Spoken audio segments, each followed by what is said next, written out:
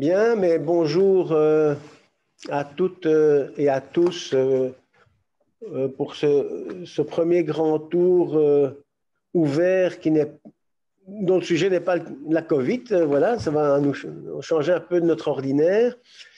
Donc, on a au menu, comme j'avais déjà annoncé, un case record Chirec Hospital, hein, sur le même mode que les case records du New England. Alors, tout d'abord, je demanderai, comme les autres fois, tous les participants de ne pas brancher son et vidéo. Alors, vous avez vu que pour entrer dans la salle d'attente, il fallait remettre le numéro INAMI, l'adresse email, etc. Et donc, ça, c'est par prudence dans le contrôle de l'accréditation qu'on pourrait nous demander. Mais néanmoins, il serait utile de remplir la Google Sheet, mais pas tous en même temps, parce que la fois passée, tout le monde s'était précipité, puis le truc avait bloqué. Donc, je laisserai la Google Sheet ouverte pendant tout le week-end, et donc vous aurez le temps de vous inscrire. Pour les questions, on garde la méthode précédente, à savoir le chat, pour ne pas allonger et compliquer un petit peu les choses. Et donc, je transmettrai les questions. Je pense qu'on verra, il pourrait y avoir une première série de questions après l'exposé de Mathieu Andriane qui va réexposer le cas et avant l'intervention de Rafik Karmali, et puis éventuellement d'autres questions après l'intervention de Karmali si certains ne sont pas en phase avec le diagnostic qu'il propose. Hein, Rafik, comme ça on te challengera un petit peu. Donc voilà, mais donc sans plus attendre, je vais passer la parole à Mathieu Andriane pour le rappel de l'exposé du cas qui vous avait été transmis. Bonjour à tous, donc c'est un rappel du texte que vous avez reçu précédemment pour reprendre l'histoire de la patiente. Et le docteur Wertani, radiologue, commentera les images radiologiques.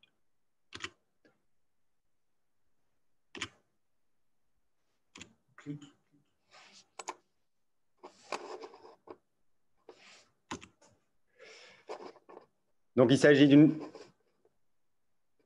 patiente de 38 ans qui est admise le 27 mars de l'année passée dans le service d'urgence. Elle présente une encéphalopathie sévère. On lui trouvera une hypercalcémie sévère et il se trouve qu'elle est à 15 semaines de grossesse. Dans ses antécédents, elle a déjà eu une grossesse sans problème en 2017. Elle a eu une exérèse de myome en avril 2019 et elle est connue pour être hétérozygote pour l'hémoglobine S. Dans les mois qui précèdent son admission, elle viendra 2 à 3 fois à l'hôpital, moment auquel on lui diagnostiquera des myomes. Donc en janvier 2020, elle vient déjà aux urgences et une échographie est faite. On retrouve un myome d'environ 35 mm de grand axe. Elle revient en février. Cette fois-là, elle a mal au ventre. L'échographie confirme un sac gestationnel, un embryon et décrit une infiltration myomateuse diffuse par plusieurs myomes d'environ 60 mm de grand axe et un autre myome rétrocervical également. Alors donc, en avril 2019, pas 29, je vous l'ai dit, elle avait eu une myomectomie. Il s'agissait d'une myomatose multiple. La pièce pesait à l'anatomopathologie 233 grammes, mesurait 15 x 13 cm. Il y avait différents myomes, en fait, de différentes tailles. Et macroscopiquement, ils avaient un aspect jaunâtre et partiellement hémorragique. Et en microscopie, on confirme qu'il s'agit de léomyome utérin, dont certains d'aspect classique et d'autres d'aspect cellulaire, parfois avec des remaniements édémateux et fibreux.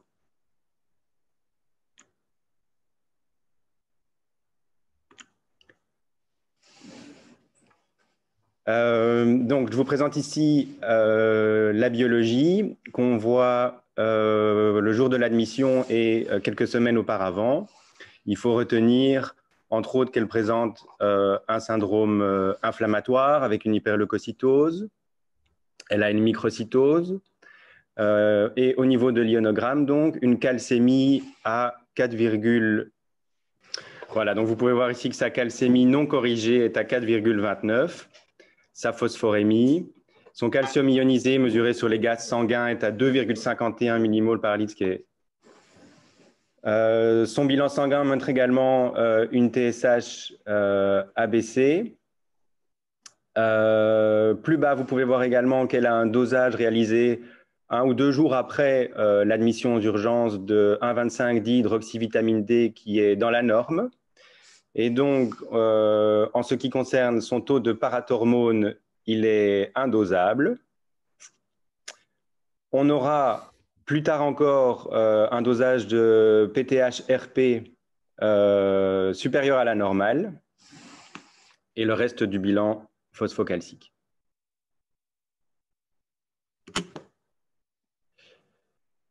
Et donc, fait incroyable, elle a, le jour de son admission, 2 IRM en urgence.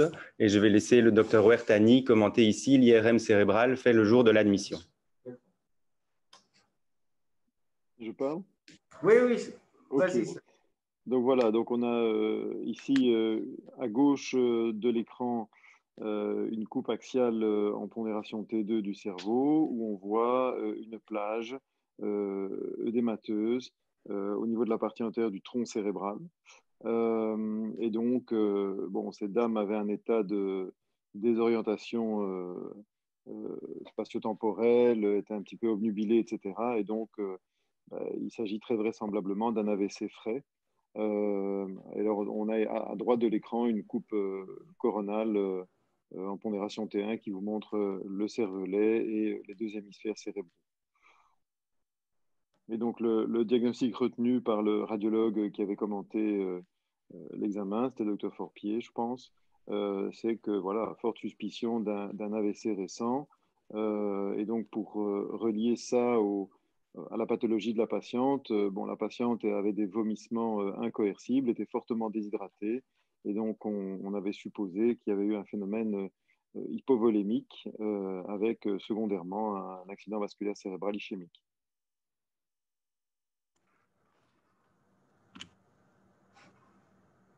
Alors, bon, en fait, on était en plus en plein confinement, donc c'était assez rocambolesque. Et donc, on m'a alerté sur l'existence d'un syndrome tumoral abdominal.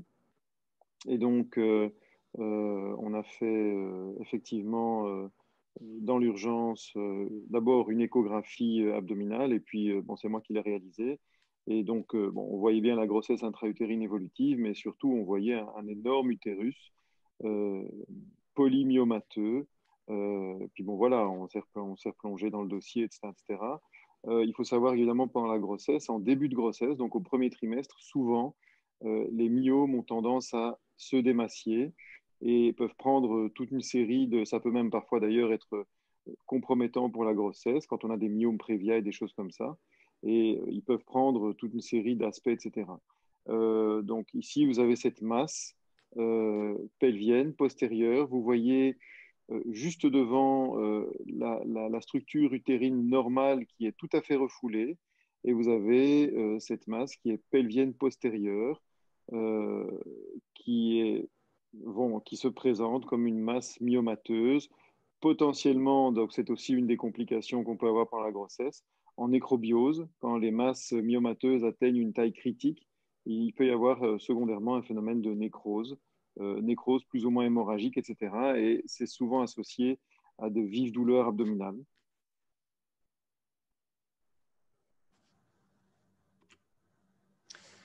Donc la patiente va être hospitalisée en médecine interne et son séjour va être assez long.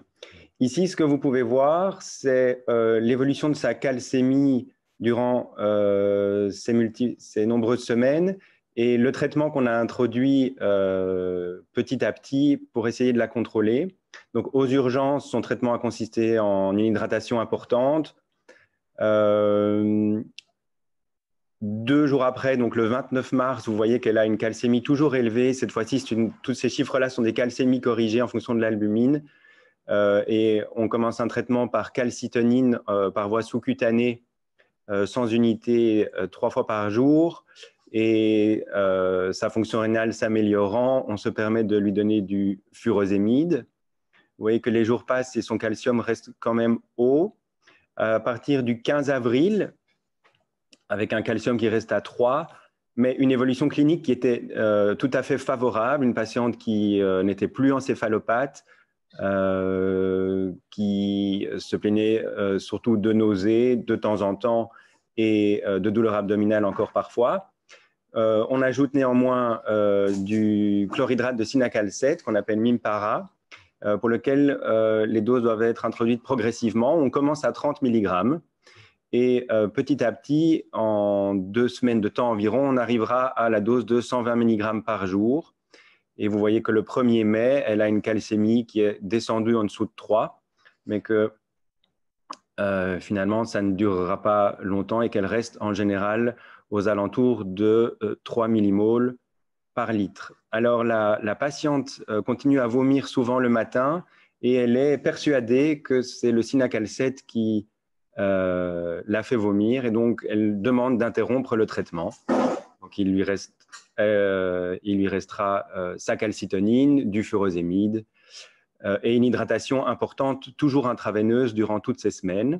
Et finalement, à la mi-mai, vers le 19 mai, ça fait quand même 55 jours qu'elle est hospitalisée, on est en plein confinement, elle ne peut pas voir sa famille et surtout pas sa petite fille. Et donc, on décide de la faire sortir avec un cathéter intraveineux, une hydratation à domicile et la calcitonine et le furosémide. Et donc, je dois la suivre toutes les semaines. Et elle revient pas longtemps après, une semaine le 2 juin, avec le même tableau que fin mars, à nouveau encéphalopathe. Elle a mal au ventre, elle vomit, elle a du mal à manger. Elle a une calcémie, ça c'est une calcémie ionisée qui est à 3,96. Et donc, elle est admise aux soins intensifs. Cette fois-ci, on lui redonne sa calcitonine en intraveineux et elle est à nouveau abondamment hydratée. Et en quelques jours, tout s'arrange et elle retourne chez elle en sortant le 9 juin. Elle revient le 23 juin. Entre-temps, je l'avais vue en consultation de façon hebdomadaire. Son état général n'est pas terrible, elle ne mange pas facilement et elle a des nausées de temps en temps. Et si elle revient là le 23 juin, c'est pour une douleur du dos apparue très brutalement, intense. Elle sera hospitalisée à l'unité des grossesses à haut risque. Elle décrit une douleur qui l'empêche de bouger et qui a une irradiation en short, en bermuda, jusque mi-cuisse. Elle mange quasi pas, elle est asthénique. Et elle avoue que finalement, il y a peu d'observance du traitement, c'est-à-dire qu'elle ne prend pas vraiment le furosémide. Je pense qu'elle prend sa calcitonine néanmoins en sous-cutanée. À ce moment-là, elle a une calcémie aux alentours de 3. Et elle a à nouveau, le 25 juin, une IRM abdominopelvienne. Donc, voilà, donc il y a toujours, enfin, donc, bon, ici il y a une image, mais évidemment l'examen a été assez long et on a coupé dans tous les plans, etc., etc., et on est monté assez haut jusqu'à la région sous-hépatique. Donc c'était vraiment un utérus énorme, polymyomateux, avec beaucoup de masse, avec des aspects atypiques. Et donc, il y avait toujours dans la partie postérieure de l'excavation pelvienne et en continuité vraiment avec l'utérus, une masse d'allure myomateuse et d'allure nécrotico-hémorragique. Et donc, voilà, depuis le début, l'interprétation était que c'était cette masse pelvienne postérieure qui était probablement principalement à l'origine des lombalgies exprimées par la patiente. Alors, bon, il y a eu un facteur limitant non négligeable dans les investigations, c'est que la patiente étant enceinte, il n'est évidemment pas recommandé de lui injecter du produit de contraste. Même si, bon, voilà, quand c'est une urgence vitale, on le fait même chez une femme enceinte. Enfin, surtout au sortir de la période d'embryogénèse, c'est pas forcément une bonne idée d'injecter un produit de contraste qui n'est quand même pas un petit sirop de jus de fruits, quoi. Et donc voilà, il y a cette masse, et dans mon souvenir, je pense que cette masse était quand même sensiblement en train de diminuer de taille tout en restant importante. Et évidemment, parallèlement, l'utérus, lui, par contre, continuait à augmenter de volume puisqu'il y avait une grossesse évolutive. Et voilà, donc probablement que voilà, l'interprétation, c'était que cette pesanteur pelvienne et ces douleurs pelviennes et lombaires, etc., bah, c'était toujours lié principalement à ce processus. Finalement, il faudra pratiquer une césarienne en urgence pour souffrance fétale, ce qui sera fait le 2 juillet. Et ce jour-là, la patiente a également un scanner thoracique. Donc, oui, donc pourquoi est-ce qu'on a fait ce scanner thoracique? Ben, parce qu'on n'était quand même pas tout à fait serein quant à la nature de la masse, enfin du caractère entre guillemets polymyomateux de l'utérus. Donc je ne vais pas évoquer le diagnostic différentiel, mais donc j'ai quand même proposé qu'on fasse un scanner thoracique pour vérifier qu'il n'y avait pas de choses à distance. Et donc, bon, ben, on est tombé sur pas mal de petits nodules pulmonaires. Oui, il y a celui que tu montres, Mathieu, mais il y a aussi vraiment au centre du champ pulmonaire droit, entre les vaisseaux, là. Oui, voilà, c'est ça, exactement. Et donc, et alors en paramédiastinal droit, voilà, et du côté gauche également, à peu près en miroir, à côté du médiastin, un peu plus bas, voilà, là et là, voilà. Ce ne sont pas des vaisseaux en fait. Évidemment, c'est plus confortable quand on est radiologue et qu'on peut faire défiler les coupes parce que on voit bien que ce sont des images qui n'apparaissent que sur une seule coupe et qui ne se prolongent pas. Donc c'est comme ça qu'on fait la distinction avec les vaisseaux, etc. Mais donc, en gros, il y avait une multitude de nodules disséminés au sein des deux champs pulmonaires. Et donc, on était évidemment encore moins serein. Et évidemment, on avait préféré éviter toute investigation scanographique pendant la grossesse pour des raisons évidentes, évidemment, de protection par rapport au fœtus.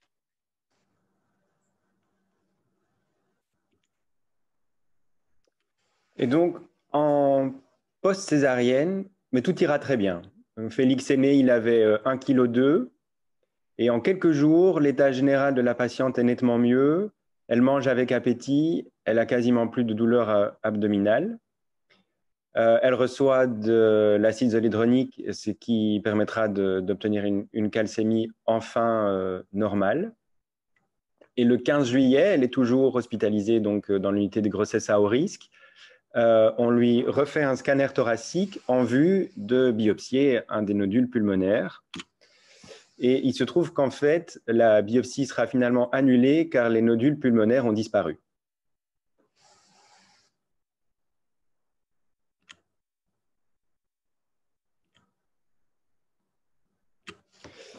Et enfin, pour compléter le bilan, étant donné quand même qu'elle avait eu cette douleur dorsale, on trouvera en réalisant une RMN de la colonne et un PET scanner,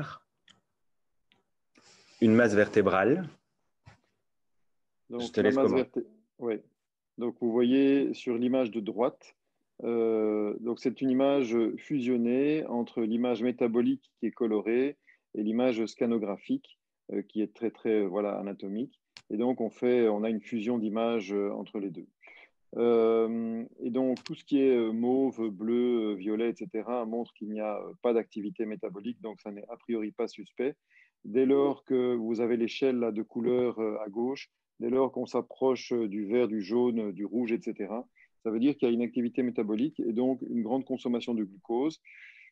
C'est par exemple comme ça qu'on peut déceler des lésions agressives, cancéreuses, tumorales, très actives, etc. Mais on trouve également une activité évidemment glucidique très intense dans le cerveau ou dans le myocarde, par exemple. Hein. Donc il y a des normes. Bon. Donc, sur l'image de droite, qu'est-ce qu'on voit? Bien, on voit une image vertébrale lithique, l'image à droite de l'écran, hein, à droite. Voilà, on a une lise osseuse. Et on a en fait, bon, quand on regarde sur le scanner et qu'on mesure les densités, on a en fait un processus occupant, donc quelque chose de solide qui occupe la vertèbre et qui détruit l'os et qui remplace la matrice osseuse.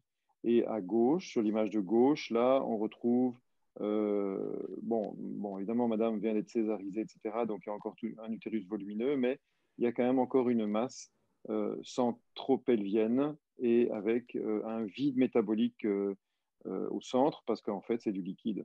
Donc, il y a une masse liquidienne essentiellement. Voilà.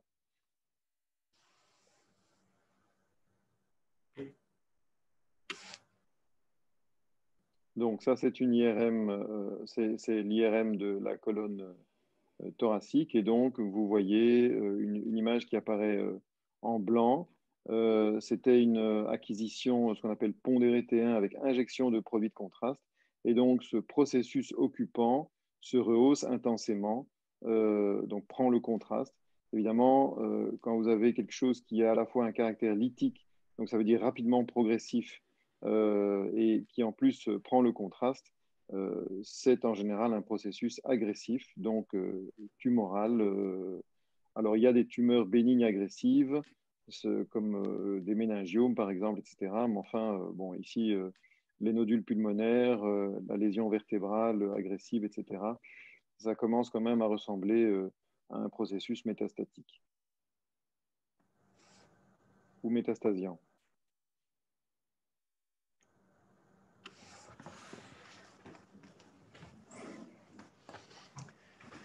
Bien, merci, merci Mathieu, merci docteur Ouertani. Ben, c'est Rafik Karmali qui va prendre le relais.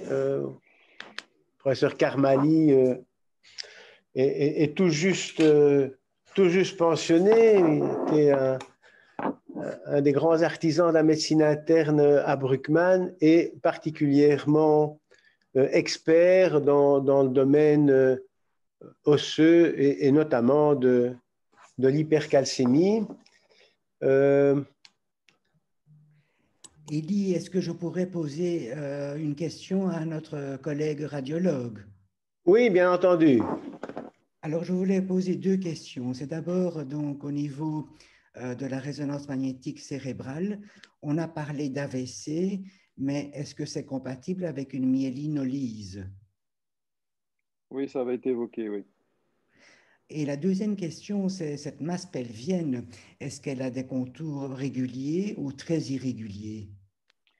Alors, ce n'était pas une masse pelvienne en réalité. Donc, j'avais beaucoup discuté à l'époque avec Jean-Frédéric Limbosch, le gynécologue qui s'était occupé de la patiente 1 ou 2 ans auparavant, etc. Donc, c'était un utérus tout à fait atypique. Et il y avait plusieurs masses, avec, pour certaines, des contours irréguliers, voilà, avec des limites pas toujours très, très faciles à discerner, etc. Et puis, mais donc je ne sais pas si je peux déjà en parler, Elie. Ouais, non, on va laisser pour les commentaires qui orienteraient trop vers le diagnostic. D'accord. On va patienter un Mais peu. donc non, effectivement, voilà. C'était donc en tout cas, on pouvait au moins qualifier ça d'une myomatose atypique. OK. Ok, Rafik, tu partages ton écran? Alors écoutez, on vient donc de vous exposer un cas assez inquiétant d'une dame qui présente une hypercalcémie sévère, mais où la PTH est indosable. Et donc, on peut en tout cas exclure à coup sûr l'hyperparathyroïdie primaire, qui est la cause la plus fréquente d'hypercalcémie. Alors, si ce n'est pas une hyperparathyroïdie primaire, il faut s'orienter vers d'autres facteurs. Et ces autres facteurs, c'est d'abord le cancer, qui est la deuxième cause d'hypercalcémie.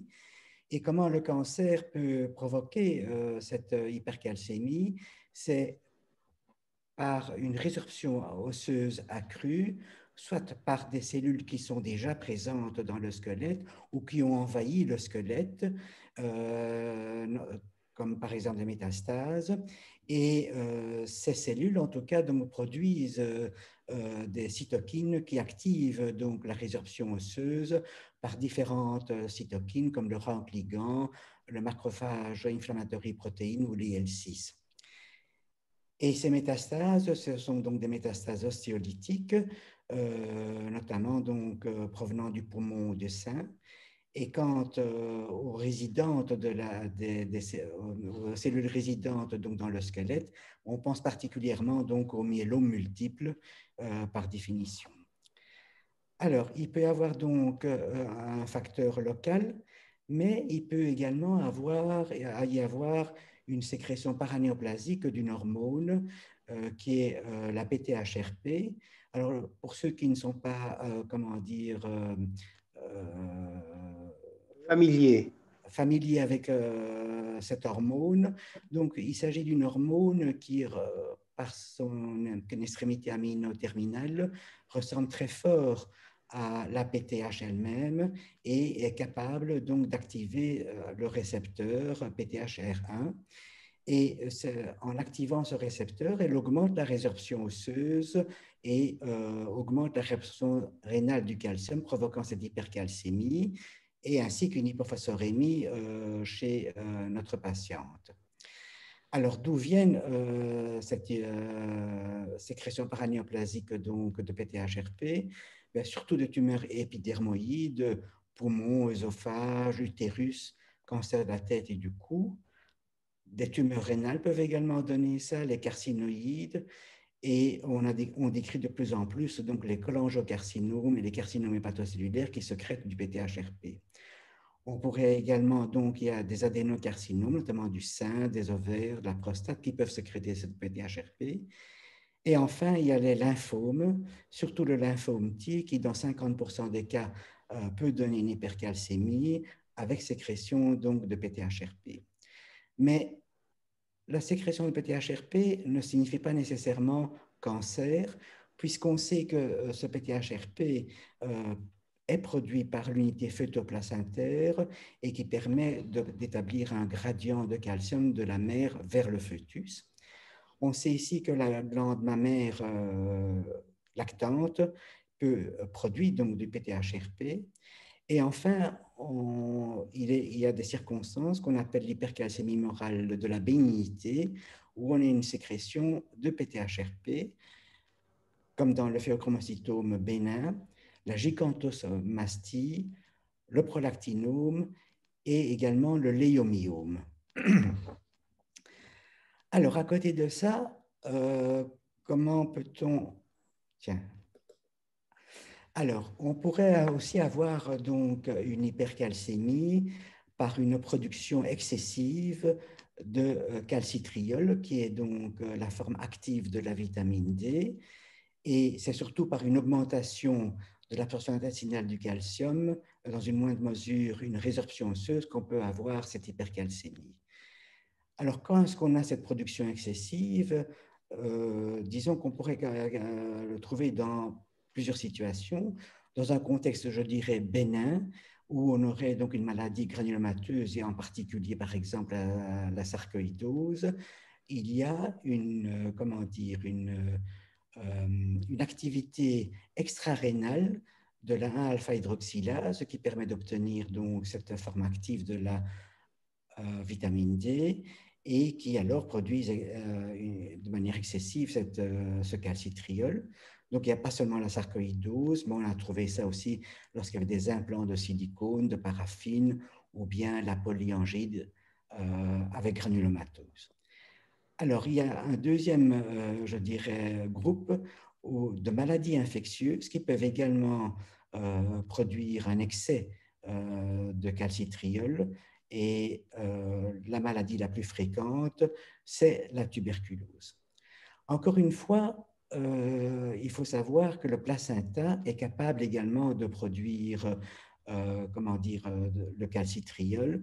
Et d'ailleurs, les femmes enceintes hypoparathyroïdiennes qui sont normalement traitées par le calcitriol voient leurs besoins en calcitriol abaissés parce que le placenta en produit.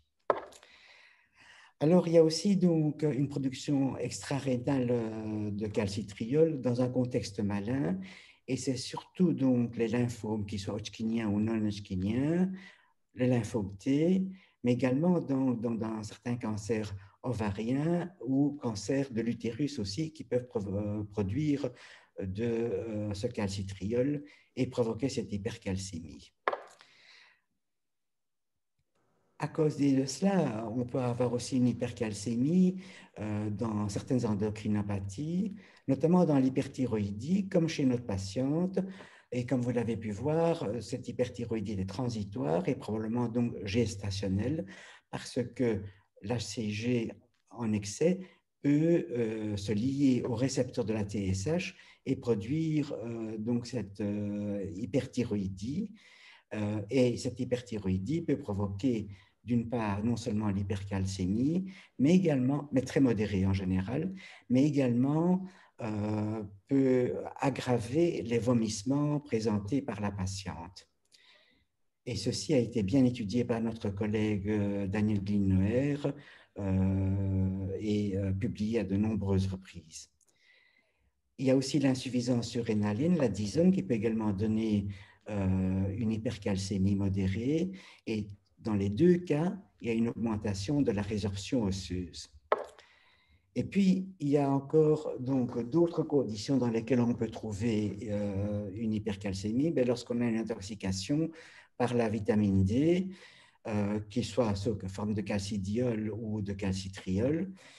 Et même en donnant, alors il existe donc une circonstance où même en donnant des doses physiologiques, des petites doses de calcidiol, on peut avoir une hypercalcémie parce que donc il existe des mutations qui affectent donc la 24-hydroxylase, qui est une voie catabolique et qui permet de dégrader aussi bien le calcidiol que le calcitriol. Et depuis que le professeur Kogan a fait la publicité de la vitamine D, on risque d'en voir un peu plus. Alors, il y a également donc l'intoxication par la vitamine A qui peut donner une hypercalcémie, ainsi que la prise de thiazide qui diminue l'excrétion rénale de calcium. Et enfin, on pourrait avoir aussi donc une hypercalcémie lors de milk alkali syndrome, où il y a une ingestion excessive de bicarbonate et de calcium. Et alors également, donc l'immobilisation prolongée peut également relâcher, peut provoquer donc une résorption osseuse accrue et provoquer donc une hypercalcémie. Alors, revenons un petit peu à notre patiente. Donc, notre patiente qui présente une hypercalcémie symptomatique sévère avec production de PTHRP, une masse gynécologique à croissance rapide et inquiétante, et surtout une dissémination ganglionnaire, péritonéale, vertébrale, rénale et pulmonaire. Et donc, on peut se demander si vraiment il s'agit d'un léomyome bénin ou bien plutôt d'un léomyosarcome. La radiologie ne nous permet pas de faire la différence, et donc, si on doit se prononcer, je me lance donc dans la bataille et je dirais que personnellement, je pense qu'il s'agit plutôt donc d'un léomyome bénin. Et la raison pour laquelle donc, je pense à cela, c'est qu'on a une régression des nodules pulmonaires sans traitement, en tout cas on ne l'a pas dit, sans traitement chimiothérapique particulier. Et en plus, le léomyosarcome survient surtout après 50 ans et est très rare avant 50 ans. Alors, il faut savoir, et c'est ça qui a permis peut-être la régression des lésions, c'est que le léomyome, plus que le léomyosarcome, est hormonodépendant. On y trouve de nombreux récepteurs aux oestrogènes et progestérone. Et lorsque donc on diminue ces hormones, comme par exemple en cas de ménopause, eh bien, on a une régression donc, de ces masses myomateuses. Alors, le léomyome, même si on dit qu'il est bénin, il n'est pas tout à fait bénin parce qu'il peut avoir un comportement plutôt malin, parce qu'il peut donner donc des métastases un peu partout, notamment au niveau pulmonaire, au niveau des vertèbres, des seins, de la plèvre, cerveau, cœur, muscles, tissus mous, ganglions, et au niveau du rein, peut-être comme chez une autre patiente. Et donc, le traitement du léomyome consiste soit à un traitement chirurgical, une myomectomie plus ou moins large avec éventuellement une salpingo-ovariectomie, mais peut aussi bénéficier d'un traitement médicamenteux où on provoque une ménopause précoce, soit en donnant des agonistes de la LHRH ou bien des modulateurs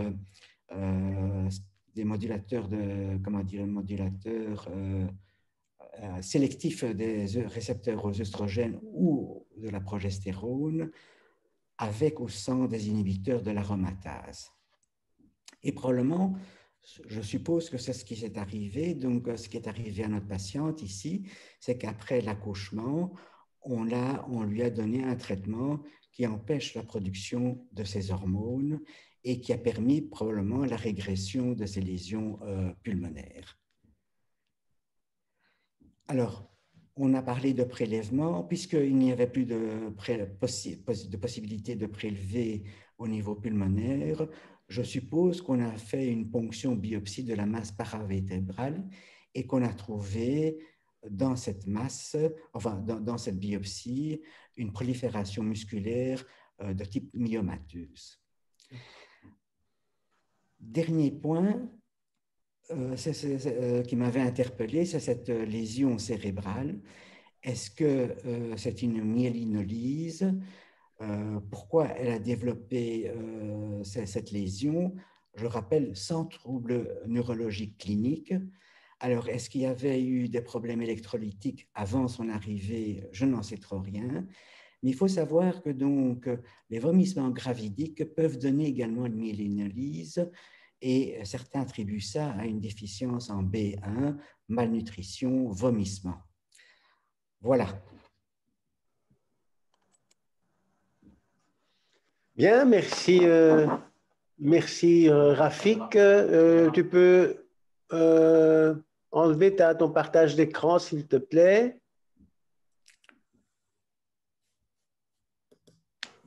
Merci bien. OK.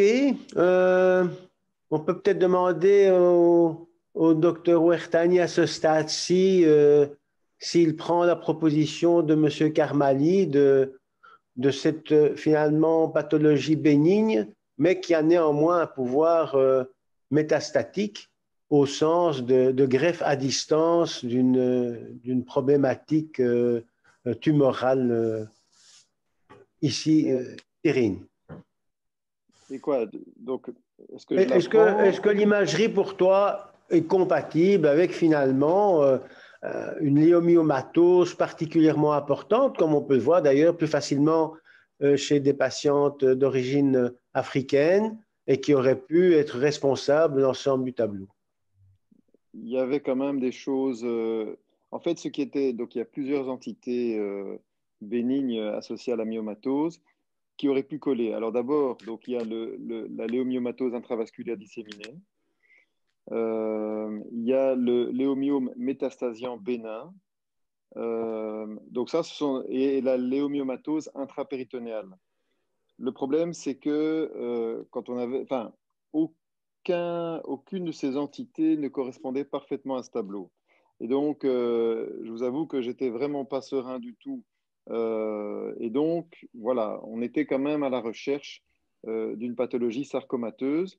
L'autre chose, c'est que tout simplement sur base de critères statistiques, ces trois entités sont extrêmement rares. Donc, le léomyome métastasiant bénin, le léomyome intravasculaire disséminé moins, et le léomyome intrapéritonéal, ce sont vraiment des entités très rares. Et par contre, si on ne tient pas compte de l'âge, bien sûr, le sarcome est quand même un peu plus fréquent. Ça reste une pathologie rare, mais moins rare que les autres entités. L'autre chose qui était fortement dérangeante, c'est l'apparition, mais donc ça évidemment, on a pu s'en rendre compte que après l'accouchement, l'apparition d'une lésion dans la médullaire rénale. Et donc ça, alors c'est vrai que les atteintes pulmonaires, cérébrales, ganglionnaires dans les entités bénignes, oui, mais les atteintes rénales, ça c'est... Mais bon, voilà, de nouveau, on parle de quelque chose qui est très très rare. Voilà. Et donc, bon, voilà, mais de toute façon, voilà, le champ des possibles restait tout à fait ouvert. Et effectivement, surtout, ce qui était très surprenant, c'est qu'après l'accouchement, et alors que je pense qu'on n'avait pas encore appliqué de traitement, les lésions pulmonaires avaient déjà fortement régressé. Oui, tout à fait. Je pense que ça, c'est un argument quand même De poids. assez fort pour quelque chose de bénin plutôt que de malin. Oui. Il y a une question. Ah, alors, on va dans le chat. Monsieur Van der Genst, qu'est-ce qu'il nous dit? Le contexte de grossesse n'est probablement pas innocent, conjonction d'une sécrétion de PTHRP venant du placenta et d'autre part du léomyome versus du sarcome. Oui, moi je voulais un peu relancer Rafik sur le PTHRP, bon, qui était élevé, mais enfin il n'était pas élevé à des taux extrêmement importants. Comme tu as justement fait remarquer, la phosphorémie était plutôt basse, qui était quand même en faveur d'une action PTH-like. Alors Rafik, bon, de notre temps, là, quand on était jeunes tous les deux, ce qu'on aurait demandé, c'était un AMP cyclique urinaire qui était un excellent marqueur de l'activité de la PTH, soit la PTH, la vraie, soit la PTH-RP au niveau rénal. Malheureusement, on n'a plus accès à l'AMP cyclique urinaire, ce qui est bien dommage. Mais donc ici, d'où venait cette PTH-RP? Parce qu'elle n'était quand même pas très élevée. Je veux dire, si on prend des PTH-RP chez toutes les femmes enceintes, j'imagine qu'on va trouver quelque chose de cet ordre-là. Oui, mais ça ne donne pas d'hypercalcémie. Donc, je suppose que cette PTHRP venait de sa tumeur, quelle qu'elle soit d'ailleurs. Et puis, il faut savoir que donc, le prélèvement de la PTHRP est très délicat. Et je me demande s'il n'y a pas eu finalement, comment dire, une erreur préanalytique qui aurait pu faire que finalement le dosage était faussement bas. OK. Bon, c'est vrai que ces dosages ne sont pas n'importe où et donc on a dû transférer l'échantillon avec tous les aléas possibles. Il y avait une question auparavant, sur mon mail par rapport au niveau d'un 1,25, mais donc on avait ce dosage de 1,25 qui était normal. Oui, mais il n'était pas tout à fait normal dans les conditions qu'on connaît, puisque elle avait une petite insuffisance rénale, il n'y avait pas de PTH, qui est un stimulus puissant de l'1-alpha-hydroxylase, et il y avait une hypercalcémie sévère, qui est Un inhibiteur puissant de la 1,25, et que probablement ce calcitriol qui se trouve dans le tertile supérieur, eh bien, peut-être venait donc du placenta, soit éventuellement de sa tumeur, puisqu'on sait que des tumeurs utérines peuvent produire du calcitriol.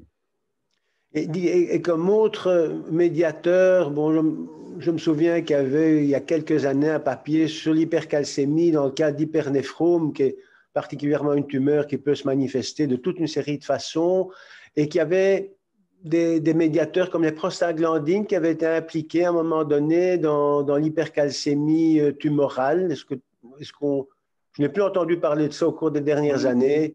OK. Bon. Bien.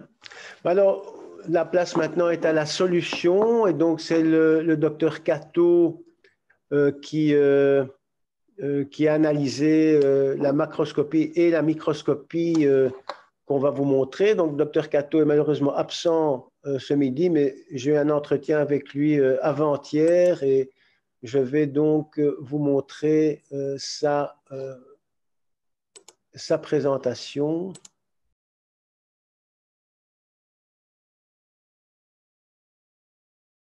Donc, chez cette patiente, on a fait un diagnostic in fine d'un sarcome du stroma endométrial de bas grade, qui est une tumeur maligne mais d'involution relativement lente, indolente. Il faut savoir que c'est une tumeur rare qui représente moins de 10% des tumeurs d'origine mésenchymateuse, tout organe confondu. Il faut savoir que c'est un diagnostic qui est difficile à faire avec les examens complémentaires classiques. Donc, c'est-à-dire que lorsqu'on fait des résections hystéroscopiques du muqueuse endométriale, on a souvent la surface et ces tumeurs sont évidemment intramyométriales, donc sous-épithéliales et donc plus profondes. Et ce qui fait que les gynécologues vont souvent au niveau superficiel, au niveau des prélèvements et ne vont pas assez profondément, à juste titre, par rapport au risque d'hémorragie. Et donc, on a, entre guillemets, 70% de faux négatifs dans les résections hystéroscopiques. Ces tumeurs sont gradées et stadées avec la classification PTNM dans les sarcomes utérins. Donc, ils ne rentrent pas dans la classification TNM des tumeurs épithéliales de l'utérus, ni dans les sarcomes autres, tout organes confondus. Donc, chez cette patiente, macroscopiquement, vous avez ici les différents fragments d'utérus qui a été coupé de haut vers le bas de manière horizontale. Et vous avez ici, vous reconnaissez ici la cavité utérine avec un endomètre qui n'est pas du tout épaissi, atrophique. Et vous avez l'ensemble du myomètre qui est largement remanié par ces nodules jaunâtres, d'aspect doux comme ça, d'aspect charnu, avec un aspect de vermicelle, hein, comme s'il y avait vraiment des sortes de vers qui venaient ronger le myomètre. Donc, cette image est tout à fait caractéristique macroscopiquement et évocateur d'un sarcome du stroma endométrial. Il est à noter que chez cette patiente également, hormis la localisation utérine, on retrouvait au niveau pelvien un nodule complètement isolé de l'utérus qui présentait le même aspect ici. Donc là, vous avez une sorte de capsule, mais à l'intérieur, il y avait un aspect kystique, mais on retrouvait ces nodules charnus jaunâtres qui étaient morphologiquement semblables à ce qu'on retrouvait au niveau de l'utérus. Alors, microscopiquement, donc là, c'est vraiment une coupe à faible grossissement. On se rend compte que cette tumeur présente un aspect quand même relativement bleuté, fort basophile, formé de nodules ou d'îlots comme ça qui sont mal délimités. L'aspect ici rosé représente plus des zones de fibrose-hyaline ou chez cette patiente peut-être d'anciens léomyomes qui se sont complètement hyalinisés. Mais donc la tumeur est principalement faite ici de ces cellules bleutées, cette population bleutée de nodules qui sont peu limités et qui infiltrent de manière insidieuse l'ensemble de son myomètre. Vous avez ici donc la partie séreuse avec le tissu adipeux, et donc vous voyez que ça vient faire protrusion au niveau de la séreuse sans envahir la séreuse à ce niveau-là. Voici une autre image. Alors, on dit que cette tumeur présente une configuration parfois en langue de chat. Donc, c'est illustré par les biscuits ici de langue de chat ou même par une langue de chat elle-même. Si vous prenez cette image ici d'îlot de cellules tumorales, on peut se dire que le frein de la langue est ici et vous avez le bord externe de votre langue de chat, donc avec des zones un peu concaves et des zones un peu convexes. Également en doigt de gant. Et donc, c'est une des dispositions qui est relativement spécifique à ce type de tumeur. Lorsque l'on va à plus fort grossissement, on se rend compte que c'est une tumeur qui est formée de cellules relativement monomorphes. On a une population qui est relativement homogène. On n'a pas un grand pliomorphisme, tant au niveau des noyaux qu'au niveau du cytoplasme. Le cytoplasme est peu abondant et on a des noyaux qui sont assez basophiles. Ici, à plus fort grossissement, donc, on retrouve cet aspect relativement monomorphe avec des noyaux qui sont quasiment de même taille, un cytoplasme qui est peu visible, mais qui n'est pas, je dirais, différent des cellules des unes des autres. Et on va retrouver un petit nucléole qui n'est pas spécialement proéminent, mais qui est bien visible.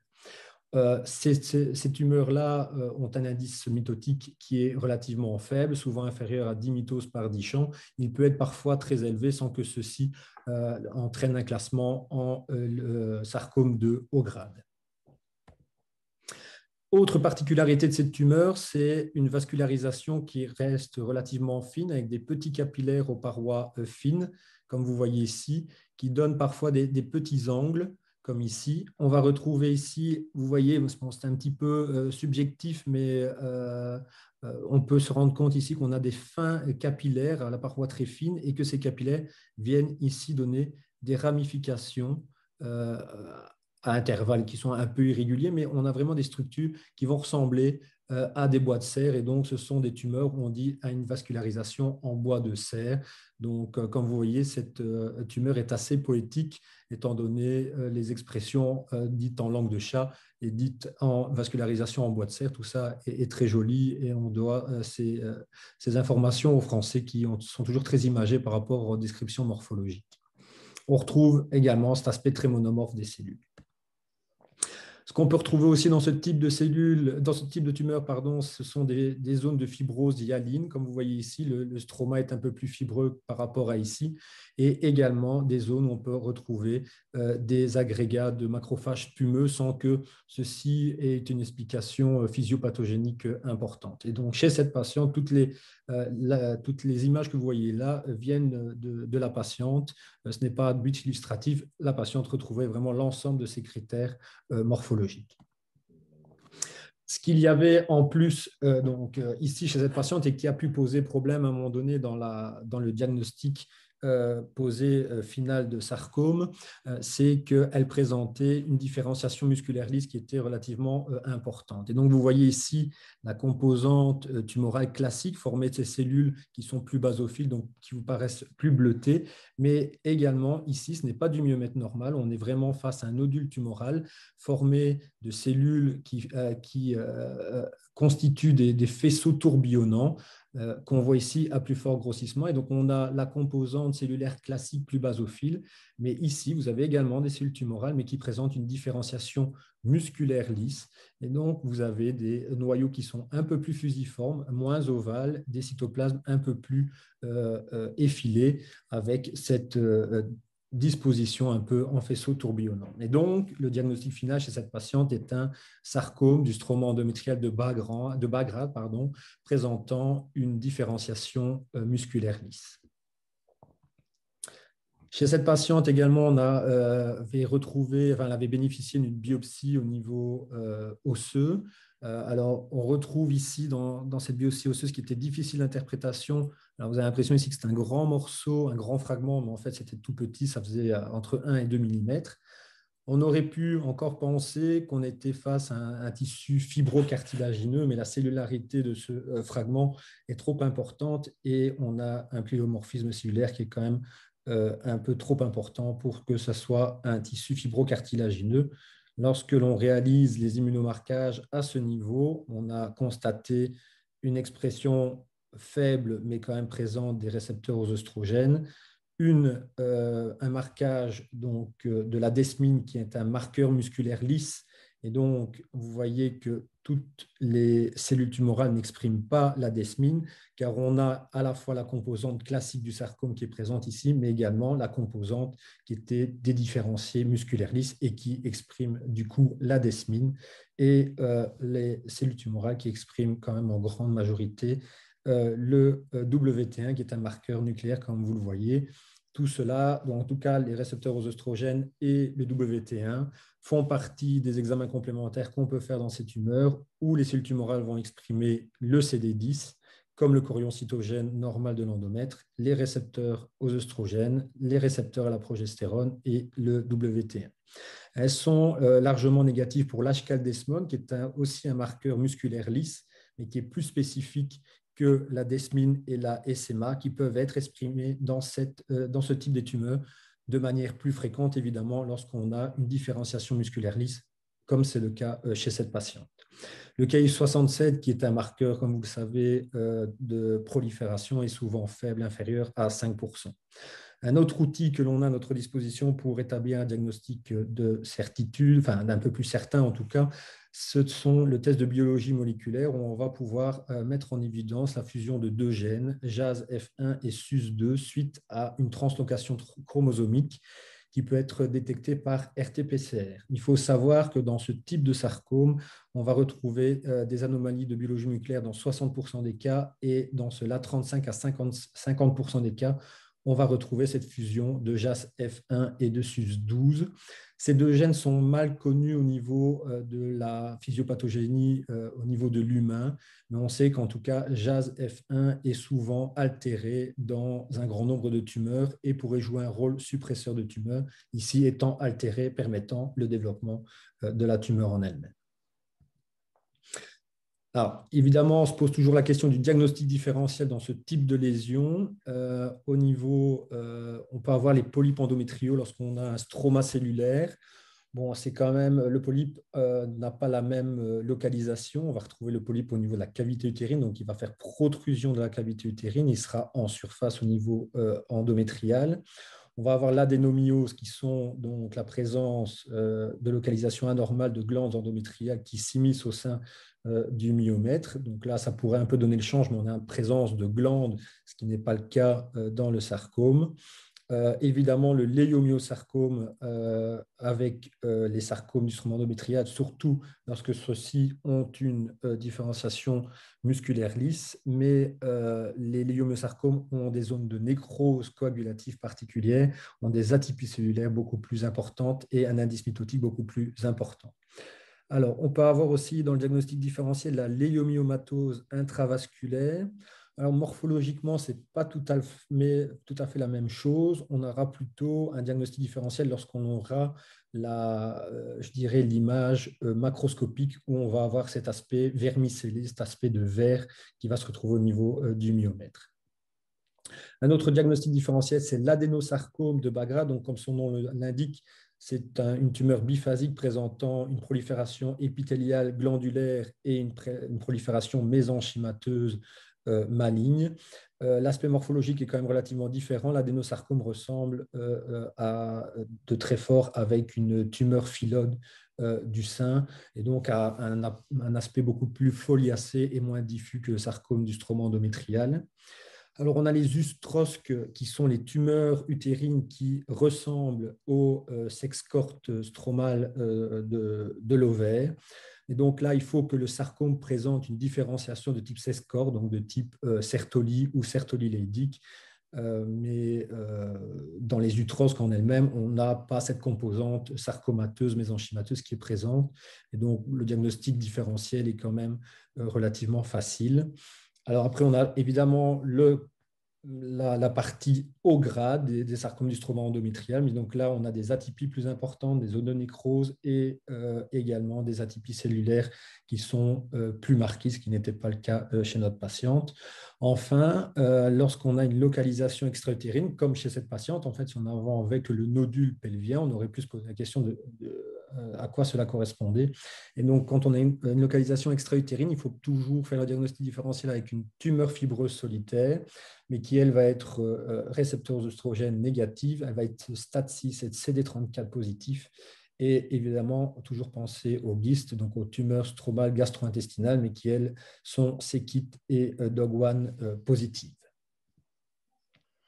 Et bon, ceci suscite quelques questions complémentaires. Donc, ce qui est intriguant, c'est l'évolution globale, d'ailleurs, avant sa grossesse et l'intervention qu'elle avait eue, une première intervention au niveau d'un léomyome.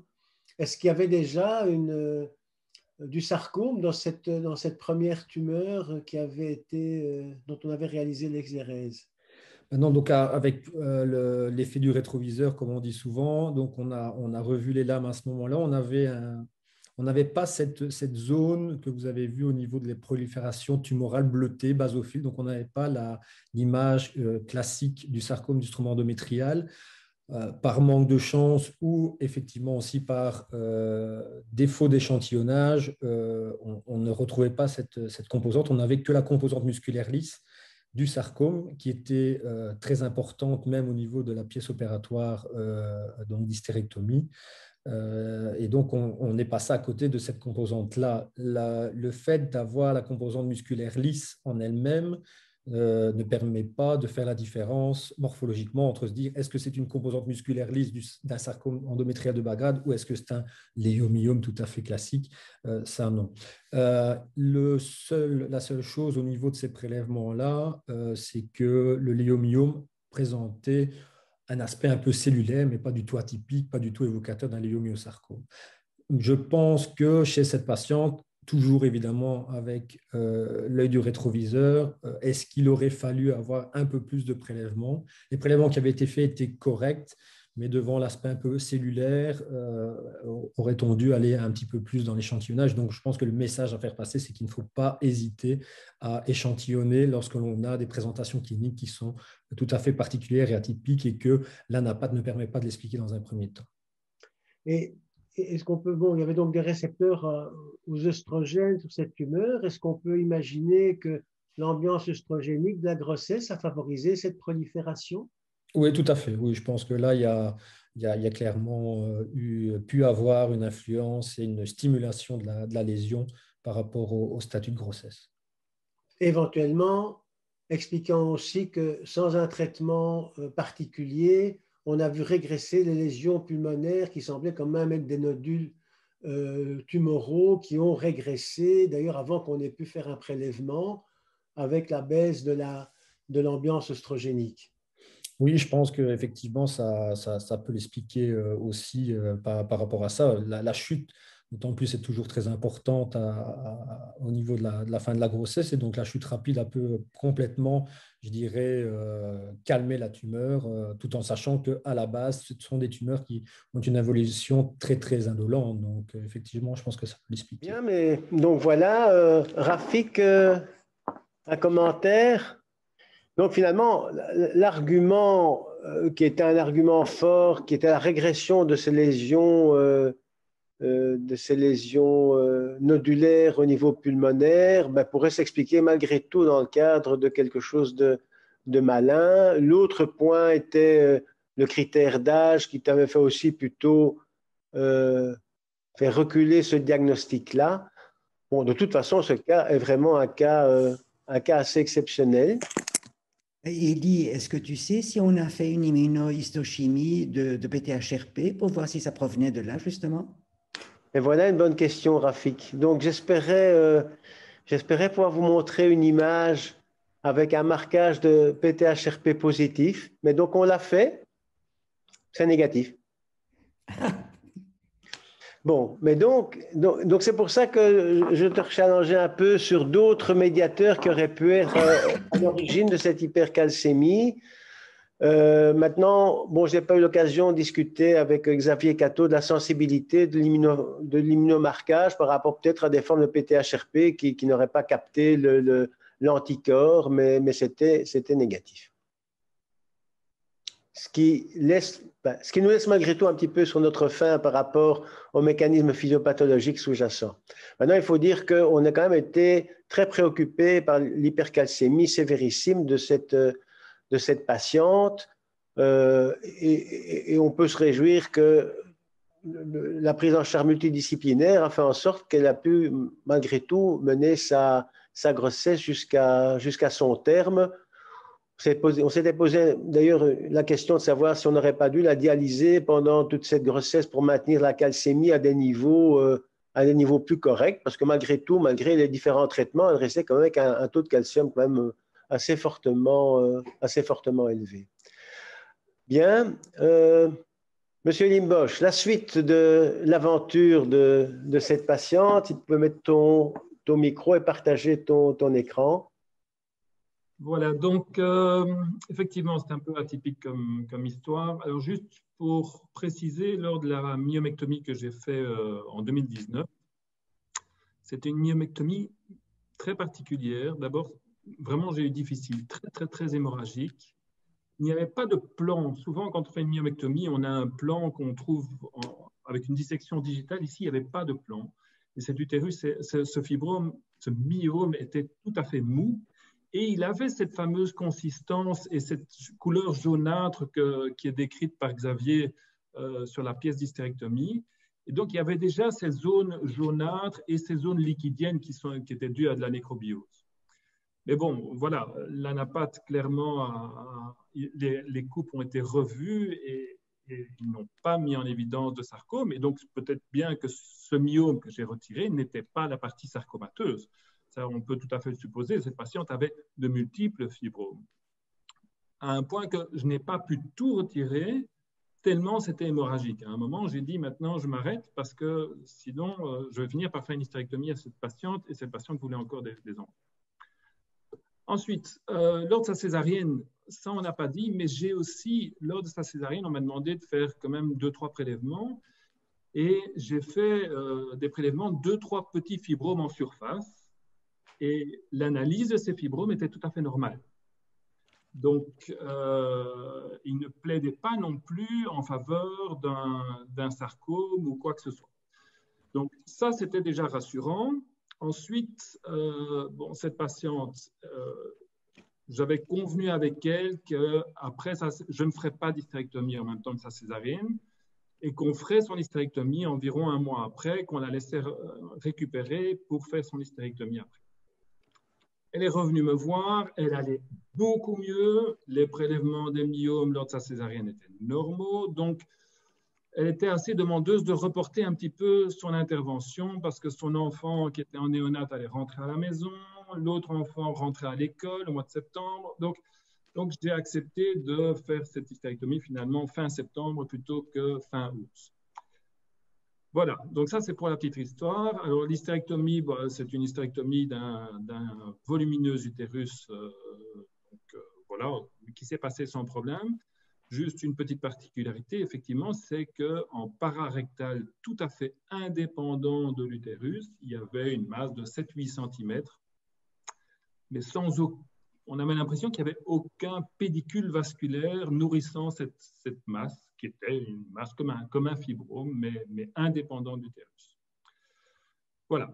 Bon, l'anapathe, vous la connaissez. Ensuite, on en a parlé régulièrement à notre concertation multidisciplinaire pour savoir un petit peu ce qu'on allait faire. Bon, on a eu la surprise de l'anapathe définitive de la biopsie vertébrale qui a confirmé que c'était quand même une métastase. Au début, ce n'était pas évident que ce le soit. Alors, les oncologues ont regardé partout dans la littérature. Il ne semble pas qu'il y ait quoi que ce soit comme chimiothérapie qui soit efficace sur un sarcome en plus de bas grade, qui a une évolution très lente. Par contre, il y a quelque chose qui était assez flagrant chez cette patiente. On n'avait presque pas besoin de doser les récepteurs aux hormones pour comprendre que cette patiente allant tellement mieux après sa grossesse que cette tumeur était plus que probablement hormonosensible. Donc, Xavier a dosé les récepteurs hormonaux qui se sont avérés effectivement positifs. Et donc, la décision qui a été prise en concertation multidisciplinaire, c'est de faire de la radiothérapie, évidemment, sur sa vertèbre, parce que ça devenait presque urgent, et ensuite de la traiter par un inhibiteur de l'aromatase, tout en la ménopausant avec du Zoladex.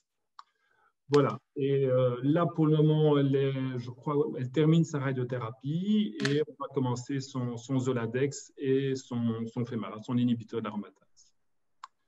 Voilà. Mais ce qui est assez flagrant, et ça, tous les médecins qui ont suivi cette patiente le diront, c'est que du jour où on a césarisé cette patiente a revécu. Hein. Elle a vraiment, cliniquement, elle était parfaite, elle n'a plus aucune plainte, et je crois que sa calcémie s'est normalisée aussi presque dans le même temps. Voilà. OK. Merci, Dr Limbosch. Tu peux arrêter ton partage d'écran.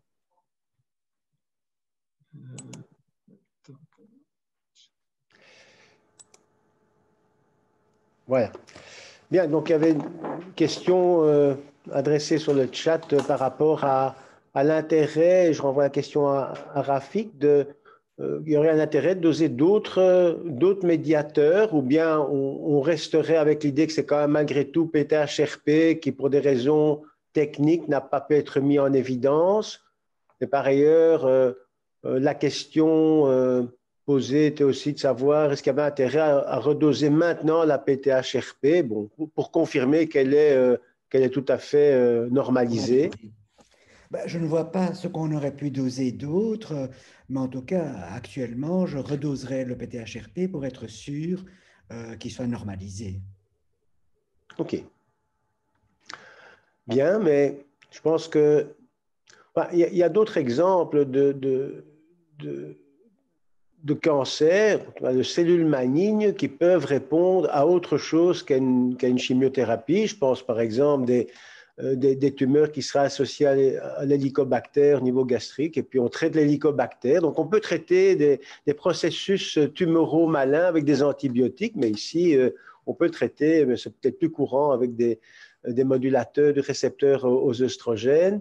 Il est clair quand on voit le Ki-67 qui était vraiment très bas, et d'ailleurs l'histoire clinique aussi est celle d'un processus tumoral très lentement évolutif, et donc très vraisemblablement très peu sensible à une chimiothérapie conventionnelle. D'ailleurs, les sarcomes répondent quand même pas tellement bien. Peut-être bien d'ailleurs, mais je pense que ce risque-là, je renvoie la question à Nimbosch, a été discuté en com.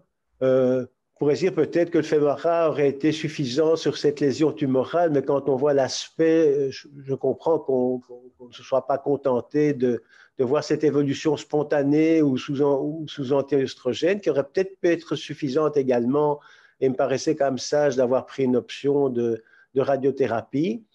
Peut-être intérêt de faire malgré tout à distance, de refaire un PET scan qui était quand même, qui chauffait quand même au niveau de la vertèbre, même si ça ne chauffait pas de façon énorme, ce qui est aussi en accord avec le fait peu prolifératif, je dirais peu actif de ces cellules cancéreuses. Peut-être commentaire par rapport à ça, M. Nimbosch? Mais bon, au niveau de sa vertèbre, on en a discuté avec le neurochirurgien qui avait déjà fait sa biopsie à ciel ouvert parce que ce n'était pas possible par radiologie. Et le risque fracturaire commençait à être vraiment important. Et c'est pour ça qu'on a pris l'option de faire de la radiothérapie et de ne pas se contenter de son hormonothérapie. Pour ce qui est de l'hormonothérapie, vous le savez, pour le Femara, pour les inhibiteurs de l'aromatase, on est obligé de ménopauser la patiente et prendre l'option du Nolvadex, qui est un anti-hormone. En fait, la raison pour laquelle on n'a pas pris cette option, parce que là, on ne devait pas ménopauser la patiente, c'est que le Nolvadex a un effet, donc c'est tamoxifène, a un effet anti-hormone sur certains types de cellules, comme le cancer du sein, mais par contre a un effet hormone-like sur d'autres types de cellules, comme par exemple l'endomètre et les cellules de l'utérus.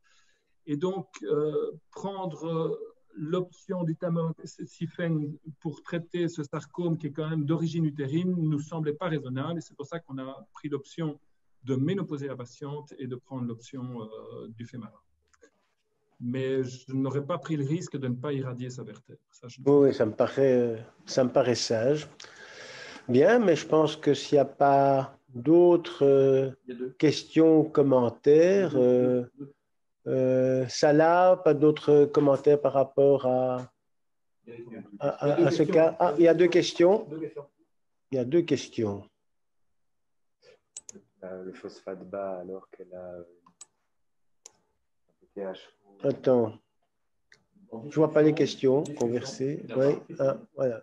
Ah oui, il y avait une question par rapport à... Oui, par rapport à la lésion cérébrale, est-ce que l'AVC est le diagnostic final? Il faut bien dire que la lésion qui a été mise en évidence était vraiment non symptomatique. Je pense que l'explication plutôt métabolique me paraît la plus vraisemblable. On n'a pas refait d'IRM cérébral compte tenu de l'absence de symptômes. Il faut dire qu'elle a déjà quand même pas mal irradié. Je pense que l'hypothèse myélinolyse est quand même l'hypothèse que d'ailleurs qu'avait proposé le docteur Karmali et qui me paraît la plus vraisemblable. Alors, il y avait une question, comment expliquer l'hypophosphorémie avec PTH supprimé à 25 plutôt élevé? Mais là, je pense qu'on l'avait évoqué. L'effet de la PTH-RP au niveau du tube proximal est un effet tout à fait semblable à celle de la PTH. Et donc, ceci était en accord avec un effet PTH-like au niveau rénal expliquant l'hypophosphorémie. Ah oui, il y a une question. Qu'est-ce qu'il en est du calcium du bébé? Est-ce qu'on a une idée, docteur Limbosch, docteur Rabateau, est-ce que vous savez, on n'a pas invité de pédiatre. Là, j'avoue que je n'ai aucune idée. Mais je pense qu'il était surveillé et on ne m'a pas dit qu'ils avaient eu des problèmes pour gérer sa calcémie. Mais honnêtement, je n'ai pas posé la question. Oui, dans le même ordre d'idée, Rafik, tu penses qu'il aurait pu avoir un effet sur l'os de ce bébé ou sur l'os en formation avec une PTHRP qui franchirait la barrière placentaire? Mais il faut dire que donc tout dépend, tu sais que le PTHRP, c'est finalement une polyhormone. Il y a donc comment dire, la partie aminoterminale qui a un effet PTH-like, mais il y a la partie moyenne du PTHRP, en fait, donc, crée un gradient pour comment dire, alimenter le fœtus en calcium. Et donc, je ne suis pas sûr que ça aurait provoqué une hypercalcémie chez le fœtus, en tout cas. OK. Enfin, la question est de savoir si ça passe la barrière placentaire. Ben, de toute façon, le placenta en produit et donc le fœtus aussi en produit. OK. Bon, donc, enfin, on est rassuré, on n'a pas entendu de malheur de ce bébé qui évolue convenablement. Bien, mais je pense que... Est-ce que Rafik aurait osé donner du zolédronate pendant la grossesse? Ah oui, zolédronate pendant la grossesse, il y avait une question là-dessus. Enfin, c'est toi qui poses la question. Mais bon, on a hésité, enfin, compte tenu des effets quand même un peu risqués de ce type de substance pour le fœtus. Et donc, c'est la raison pour laquelle on s'est contenté de prendre les options et différentes molécules que Mathieu Andrian vous a renseignées. Rafik, tu aurais fait autre chose pour le contrôle de cette calcémie pendant la grossesse? En tout cas, les biphosphonates sont contre-indiqués, notamment particulièrement pour le fœtus. Moi, je n'aurais pas fait autre chose et en tout cas, je trouvais que c'était une bonne idée de rajouter du Cinacalcet. Oui. Alors, dans le diagnostic différentiel, avant qu'on se retrouve finalement avec l'évolution qui est orientée vers quelque chose de métastatique, soit de bénin, soit de malin. Alors, on a vu dans la présentation, je pense que c'est toi qui en as parlé, Rafik, de la gynécomastie.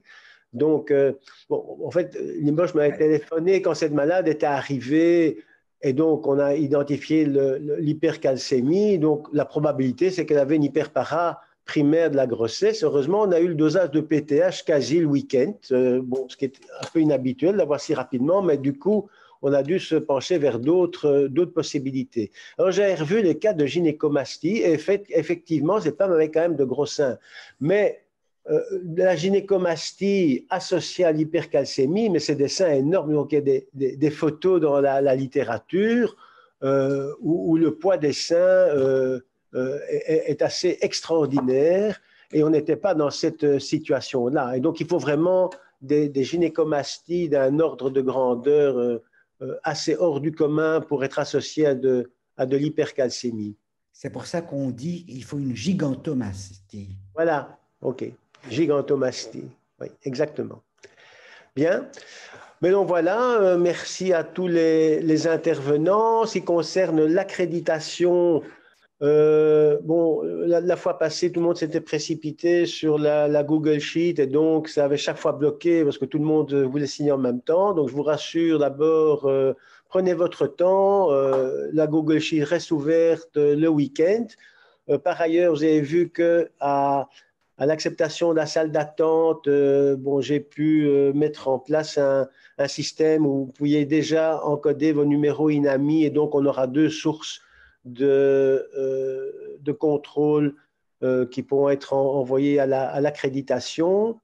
Enfin, pour ceux qui utilisent le Zoom et les écrans partagés, donc le petit ennui que l'on a eu, c'est qu'au moment de partage d'écran d'une vidéo, il faut cocher une case qui est le son de l'ordinateur, transféré et partagé avec le son de l'ordinateur. Et donc, par défaut, ce n'est pas mis. Et c'est pour ça qu'on n'a pas eu de son au départ de l'enregistrement de Xavier Cateau. Quelqu'un veut parler? Annabelle veut parler.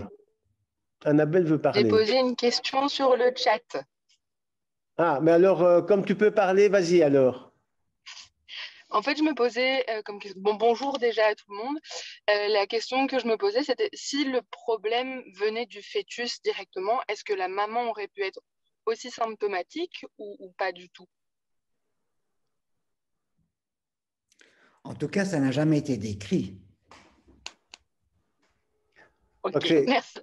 Que c'est le fœtus qui aurait vraiment très très tôt commencé à intoxiquer sa mère, ça n'aurait pas été sympa. Hein? Ouais, okay. Bien. Eh bien, écoutez, donc, merci à tous pour ce samedi où nous avons quand même été de l'ordre de 80 à partager un moment intellectuel intéressant. Merci à Rafik pour sa discussion, Wertani pour ses commentaires, Limbosch également. Donc, le prochain sera en mars.